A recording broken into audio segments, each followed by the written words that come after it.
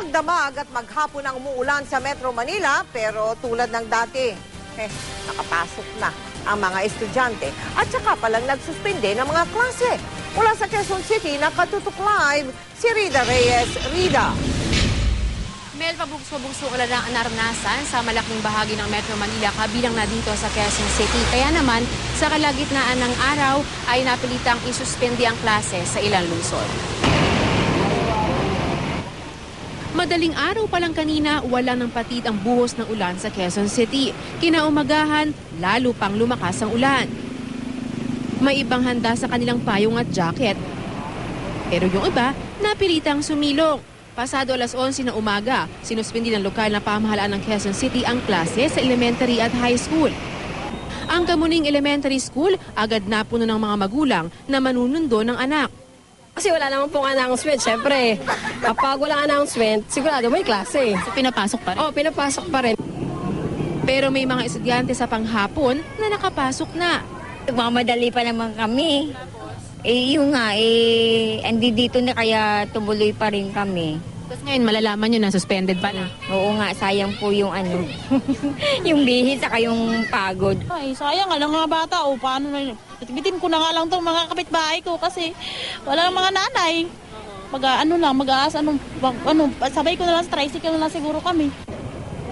Ilang minuto pa ang lumipas, halos nakauwi na ang lahat, maliban sa dalawang batang di pa sinusundo ng kanilang mga magulang. Ba't nandito ka nakaupo mag-isa? Hinintay ko lang po yung sundo ko. 7. Hanggang 7 pang uwian mo. Paano yun? Kung hindi nila alam hanggang mamaya pa ikaw maghihintay? Opo. Pero pag ikaw lang mag-isa, hindi mo kaya. Hindi po. Hindi po. Maghihintay ka na lang. Opo.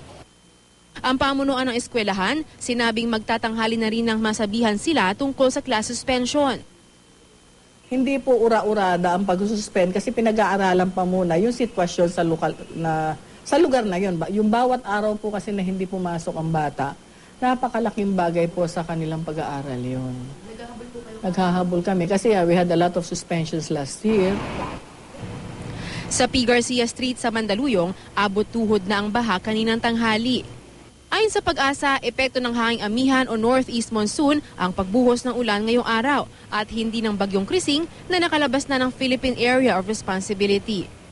Posible rin daw na huling hirit na ito bago tuluyang magsimula ang panahon ng tag-init sa Marso. O naramdaman natin mainit na panahon at nakita natin sa ating record sa maximum temp at minimum temperature natin ay hindi na sa 19, maglalaro na sa 22, 23. Halimbawa sa Metro Manila. So, indicator na yon ng palapit na tag-init.